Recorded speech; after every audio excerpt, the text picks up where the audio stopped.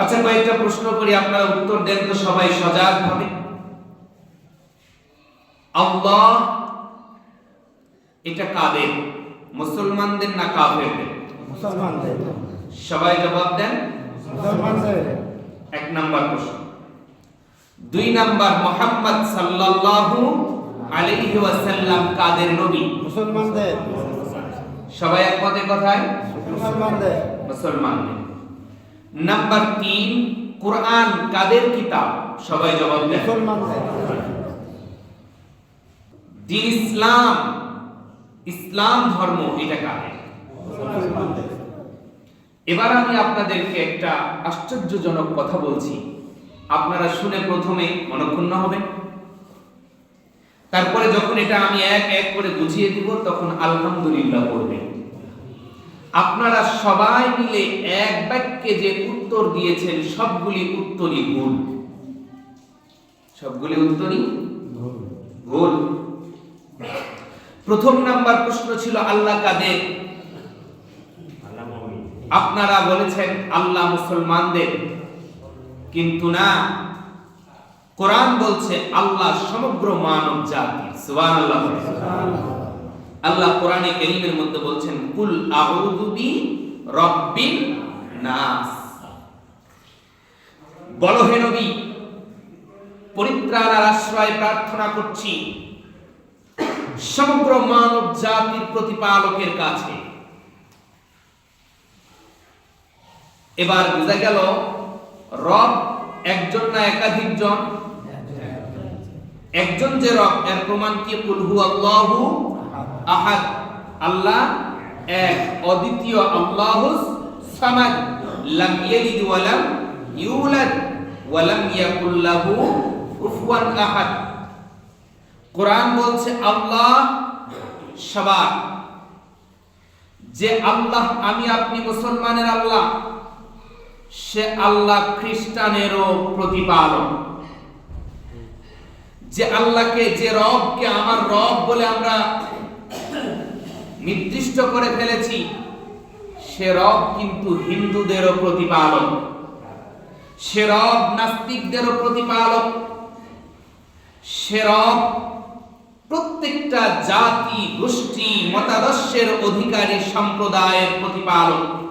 সুতরাং আমাদের প্রথম উত্তর ভুল, যে আল্লাহ মুসলমানদের। আমরা ভাগ করে ফেলেছি আল্লাহ মুসলমানদের, ঈসা মসিহ খ্রিস্টানদের, পয়গম্বর মুসা ইহুদিদের।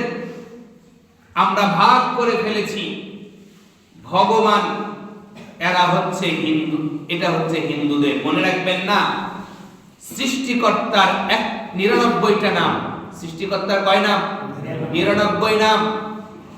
সেই 99 নাম এবং 99 গুণের অধিকারী সত্তা একজন, এবং সেই গুণের সত্তা সবার মালিক আমার আপনার সবাইকে সমভাবে আল্লাহ রাব্বুল ইজ্জাতি ওয়াল জালাল রিজিক বন্টন করে চলেছে। সুবহানাল্লাহ। দ্বিতীয় নাম্বার প্রশ্ন করেছিলাম মুহাম্মদ সাল্লাল্লাহু আলাইহি ওয়াসাল্লাম কাদের নবী? আমরা বলেছি মুসলমানদের নবী। একথা সম্পূর্ণ ভুল।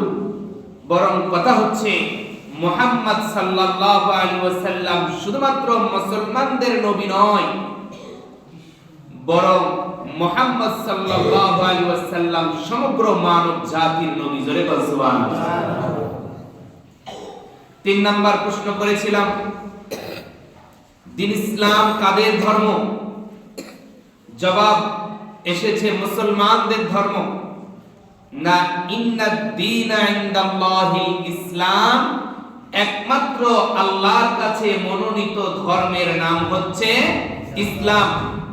ওয়া মান ইয়াবতাগি গায়রাল ইসলাম দীনা ফালাই ইউকবালা মিন, আর যে দ্বীন ইসলাম ব্যতীত ভিন্ন কোন মতাদর্শকে নিজেদের ধর্ম হিসাবে মেনে নিবে, এটা রব্বে কারীমের কাছে গ্রহণযোগ্য হবে না। তাহলে কিছুক্ষণ আগে বললেন আল্লাহ, প্রমাণ হলো আল্লাহ সবার আল্লাহ, সবার প্রতিপালক। তো একমাত্র ওই আল্লাহ, যে আল্লাহ সবার প্রতিপালক, সবারই রিজিক দাতা, সমগ্র ব্রহ্মমণ্ডলকে নিয়ন্ত্রণকারী যে আল্লাহ একজন, সে আল্লাহর মনোনীত ধর্মের নাম হচ্ছে ইসলাম। সুতরাং ইসলাম সমগ্র মানব জাতির ধর্ম। মুহাম্মদ সাল্লাল্লাহু আলাইহি ওয়াসাল্লাম যে দ্বীন নিয়ে এসেছেন, সেই নবী শুধুমাত্র আমার আপনার নবী নয়, তিনি সমগ্র মানব জাতির নবী। শুধু তাই নয়, জিন জাতিরও নবী মুহাম্মাদুর রাসূলুল্লাহ সাল্লাল্লাহু আলাইহি ওয়াসাল্লাম। তাহলে আল্লাহ সমগ্র মানব জাতি, মুহাম্মদ সাল্লাল্লাহু আলাইহি ওয়াসাল্লাম সমগ্র মানব জাতি, দ্বীন ইসলাম সমগ্র মানব জাতি, আল কুরআন সমগ্র মানব জাতির হুদাল্লিন নাস। শাহরু রমাদান আল্লাযী উনজিলা ফীহিল কুরআন হুদাল্লিন নাস ওয়া বাইয়িনাতিন মিনাল হুদা ওয়াল ফুরকান। কোরআন হচ্ছে সমগ্র মানব জাতির হেদায়েতের কিতাব। জোরে বলুন সুবহানাল্লাহ। হুদাল্লিল মুমিনিনও বলে নাই, হুদাল্লিল মুসলিমিনও বলে নাই, হুদাল্লিন নাস বলেছে। আর নাস মানে হচ্ছে মানুষ। মানুষ যেমন মুসলমানেরাও মানুষ, তেমন ইহুদি খ্রিস্টান বৌদ্ধ নাস্তিকরাও তো আল্লাহর দেওয়া কালামুল্লাহ তথা কোরআন শরীফ সমগ্র মানব জাতির কিতাব। সবকিছুই যখন আল্লাহ রাব্বুল আলামিনের, তখন আমাদের দিলের ভিতরে জজবা পয়দা হতে হবে। আল্লাহ যে দ্বীন, যে পথ আমাদেরকে দেখিয়েছেন, সে পথ যেন শুধুমাত্র সে পথে যেন আমরা চলেই ক্ষান্ত না হই, আমার সমগ্র মানব জাতি ভাইরাও যেন সেই পথে চলে হাত ধরে সবাই একসাথে জান্নাতে প্রবেশ করতে পারে।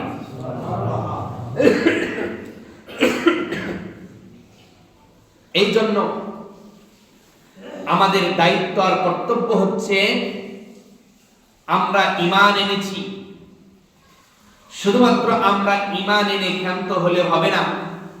আমার পাশে যারা ঈমান আনে নাই হিন্দু ভাইয়েরা, আমার পাশে যারা ঈমান আনে নাই খ্রিস্টান ভাইয়েরা, তাদেরকেও আমরা আল্লাহর পথে, দ্বীনের পথে আহ্বান করি।